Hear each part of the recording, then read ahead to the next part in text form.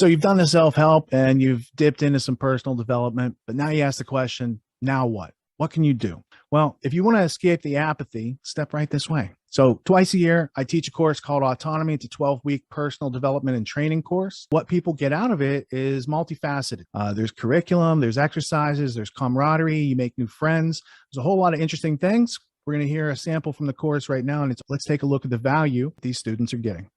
What are your thoughts on keeping yourself from overpromising, especially at the fault of optimism of the things that you can get done?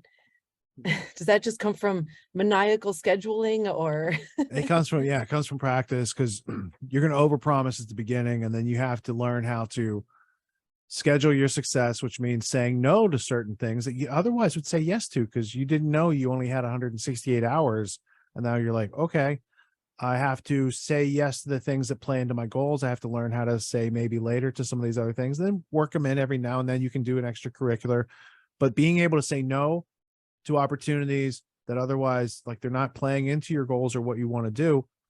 It's an essential part, and people over obligate themselves prior to having their schedule and their calendar under control, because then you realize, in order to do these things with excellence, I do need to prep for this, and I do need an hour for this. And once you know those things, you quit overfilling your schedule with things. And so you don't have to have that schedule slip where it's like, oh, I scheduled too many things for today and I got to let it roll till tomorrow. Well, you already packed tomorrow too, because that philosophy of overpacking, right? So I try to figure out, like, what do I need to do this week? How do I get those things done? And then there's a bunch of extra room left, not a bunch, but there's extra room left, because I know problems going to come up that I'm not aware of. And it's probably going to fit in right here when I'm trying to get this part of the project done, right? So you leave room for the unknown, for the flexibility, for learning, for unscheduled meetings that are fortuitous, right? There's enough things that happen to us in an unscheduled way that are not fortuitous. And it's like, frustrating. Also leave a little room so the good person with the good news can call you too, right? If you're too busy fighting the fires, then you're not going to be able to answer the door for the water.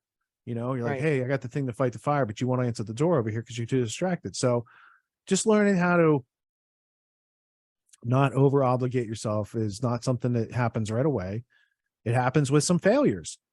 Those failures let you know, oh, I over obligated myself here, here, or here, right? I need to put in a rest day here or a work day here to prepare, or I need to prepare 3 months ahead for that thing because I procrastinate and it takes time, or whatever you know about yourself that you can give yourself, like, that benefit of that self-knowledge, and say, let's work it in. If I procrastinate, I start earlier, or I make up a phony date 2 weeks ahead of the thing. So I'm, thinking about that date instead of the real date, and then it gives you time for quality control and testing it on the market or what have you before you have some big expenditure of time, money, energy, attention, etc.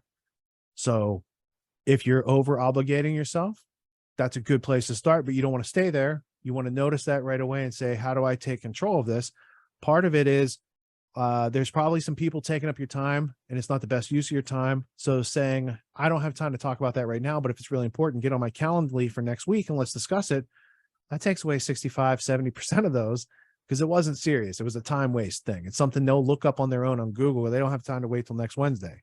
But if you are legit with your time, you probably don't have time this week. You got very few places where you can, like, get a little extra in there, because most people are trying to be productive with their time. So Right. It's a balancing act, and you're not going to be perfect at first, but once you get the hang of it, you're like, oh, this is a lot easier than I thought. And then you overcommit yourself less, and then there's a chance that you might undercommit yourself. And then if you notice that, you're like, what are the more valuable things I could be doing with my time, or how could I step it up? It's just like, if you notice you're on the highway and you're going a little slow, I just, maybe you should go a little faster, but you have to observe that, oh, I'm going a little slow, before you can take a corrective action. Does that make sense? It's all really great. Yeah, absolutely. And the calendar thing is actually a specific pain point for me right now that I'll probably talk about in the upcoming mastermind meeting. That I signed up for Calendly, but I realized I have no idea when to tell people I'm available for these things. And in Ooh, that's a trying good to one. get like a recurring weekly schedule down so that I can better commit to that, I realized I need to figure out how to integrate all my calendars also, because I have so many different platforms that I'm like making note of when things happen. So I'm in the midst of improving on it, and very hopeful. And, I know it will help me get better at all of these things. So Yeah, it's like you have a bunch of strings, but they're tangled up right now. And it's the right. observation. If you untangle them, then you can put that cordage to proper use in the proper places and everything works out nice. Um, the Calendly thing, there's a lot of people here who can help you work through that and test that out. And there's different, there's like you guys are using the free version. I don't think there's a need to use the pay version. The pay version is like more complicated and you Yeah, have a no. business that pays for that. So no one has to pay to use the thing we're trying to use. And, what was the other complication with it? It wasn't playing well, like with Oh, your, I oh, you just don't know noticed. when to block out the time, right? Okay, Yeah, so yeah, so yeah. think of a couple times during the week when either you would want to do an integration exercise or just some self-learning and block out that time, make it available on your Calendly. Now, if no one schedules, you go to the default of I'm going to do this other constructive thing with my time. And if that day somebody's scheduled for an interview at that time, then you show up for that and you forego the walk in the park or the other thing that you could do at that same time. Maybe you could do Right, both right. at once. You could actually probably do both at once, mobile devices and Absolutely. all. So, and then when you're in a meeting this week, mastermind meeting or integration exercise, that's a good question for anyone you encounter all week. Hey, how do you deal with this? And see if they have an answer. And if not, you can look for an answer together. That's better. Or you can leverage their answer and get better right away. Great. Yeah, I will. I absolutely will.